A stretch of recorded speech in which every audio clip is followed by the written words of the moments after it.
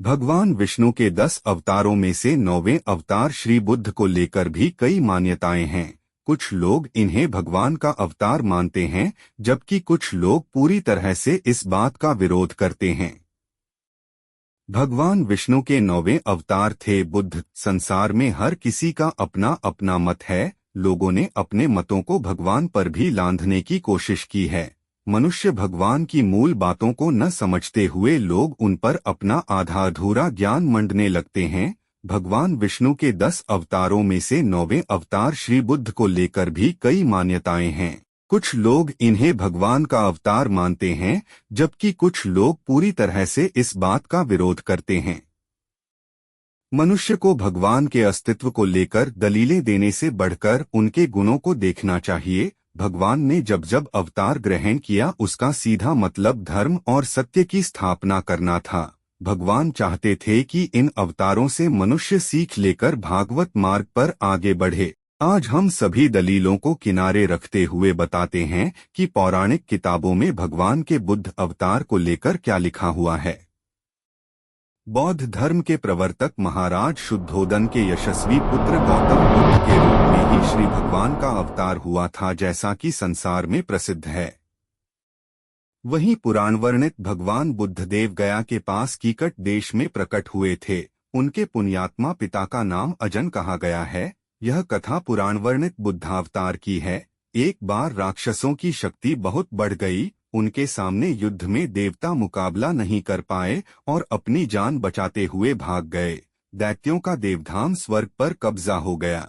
वे राज करने लगे, लेकिन उन्हें चिंता होने लगी कि कहीं देवता दोबारा सब कुछ वापस न हासिल कर लें। दैत्यों ने देवराज इंद्र का पता लगाया और उपाय पूछा कि कैसे हम इस जीत को हमेशा बरकरार रखें। देवराज ने बिना किसी छल और कपट के यज्ञ और वेद के अनुसार आचरण करने का उपाय बताया।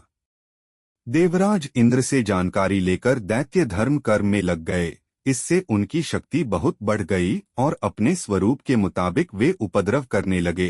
संसार में असुरों का प्रभाव बढ़ गया और सब परेशान होने लग गए। इस बीच असहाय देवता भगवान विष्णु की शरण में गए और उनसे याचना की। भगवान ने उनकी मदद का वादा किया।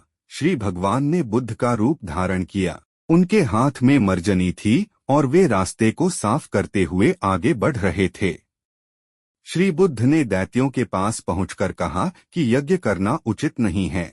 इससे जीवों को नुकसान पहुंचता है। इसकी आग में न जाने कितने जीव जल जाते हैं। देखो, मैं जीव हिंसा से बचने के लिए रास्ते को साफ करते हुए चलता हूँ। राक्षसों पर भगवान की इस बात का असर पड़ा और उन्होंने यज्ञ करना बंद कर दिया। इसके कुछ दिनों बाद ही उनकी शक्ति कमजोर पड़ गई। देवताओं ने उन पर हमला कर दिया। इस युद्ध में राक्षसों की हार हुई और फिर से स्वर्ग देवताओं का हो गया। इस तरह भगवान बुद्ध ने सृष्टि का मंगल किया। कलयुग में बौद्ध धर्म के प्रवर्तक गौतम बुद्ध ने जन्म लिया। इनका बचपन में नाम सिद्धार्थ था। इन्हें लेकर ऋषि मुनियों ने भविष्यवाणी की थी कि यह संन्यास मार्ग पर चलते हुए धर्म का प्रचार करेंगे। उनके पिता शुद्धोदन ने ऐसी व्यवस्था कर दी कि कहीं भी उन्हें दुख नजर न आए। इसके बावजूद एक दिन यह महल से बाहर निकले तो इन्होंने एक वृद्ध व्यक्ति को देखा। दूसरे दिन इनकी नजर एक बहुत बीमार व्यक्ति पर गई और एक दिन इन्होंने एक मरे हुए इंसान को देखा जिसके शव को सब घेरे हुए खड़े थे। सिद्धार्थ इन सारे दृश्यों को देखकर संसार के प्रति उदास हो गए। माता पिता परेशान हो गए और उन्हें संसार में फंसाने के लिए एक बहुत ही सुंदर कन्या यशोधरा से उनका विवाह कर दिया। वक्त के साथ सिद्धार्थ के एक पुत्र राहुल हुआ। इन सब के बाद भी उनके मन को शांति नहीं मिली और वे एक दिन सब कुछ छोड़कर जंगल में चले गए। उन्होंने बहुत सारे गुरु और ज्ञानी महात्माओं का संग किया, लेकिन उम्र, स्वास्थ्य और मृत्यु पर जीत पाने वाला ज्ञान नहीं मिला। अंत में सिद्धार्थ से गौतम हुए गया के पास वन में आ गए। वे मौसम और भूख प्यास की परवाह किए बिना सारा दिन ध्यान में बैठे रहते। उनका शरीर कमजोर हो गया। सारी सिद्धियां उनके पास मंडराने लगी, लेकिन उन्होंने कुछ नहीं चुना। एक दिन उनके पास से कुछ स्त्रियां भजन गाते हुए निकली, जिसका अर्थ था कि सितार की तार को इतना ढीला मत छोड़ो कि सुर खराब हो जाए और तारों को इतना भी मत कसो कि वे टूट जाएं। गौतम जी के कानों में यह भजन पड़ा और वे समझ गए कि साधना के लिए केवल कठिन तपस्या ही जरूरी नहीं है, संयमित भोजन एवं संतुलित नींद भी आवश्यक है।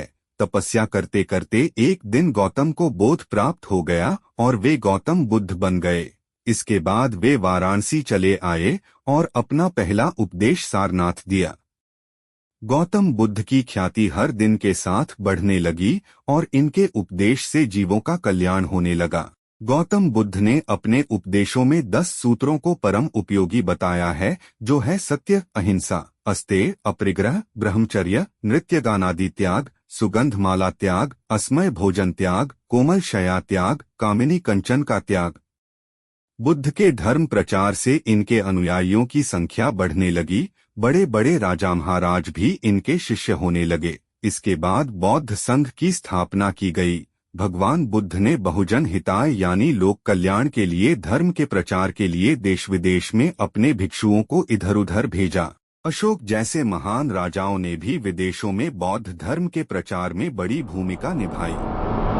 पौराणिक ग्रंथ के अनुसार भगवान बुद्ध ने 80 वर्ष की उम्र में घोषणा की कि वे जल्द ही परिनिर्वाण के लिए रवाना होंगे। बौद्ध धर्म में परिनिर्वाण का अर्थ मुक्ति से है। गौतम बुद्ध ने अपना आखिरी भोजन कुंडा नाम के एक लोहार से लिया, जिसके बाद वह गंभीर रूप से बीमार हो गए थे।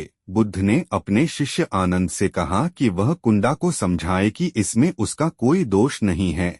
भोजन बहुत ही पवित्र और अतुलनीय था। इसके बाद बुद्ध सदा के लिए संसार से चले गए, लेकिन उनकी शिक्षा आज भी मौजूद है। गौतम बुद्ध की शिक्षा से आज भी जन कल्याण हो रहा है और उनके अनुयायी धर्म के प्रचार में लगे हुए हैं। हमारे चैनल को सब्सक्राइब करना न भूलें ताकि आप हमारे आने वाले वीडियोस को भी देख सकें। धन्यवाद।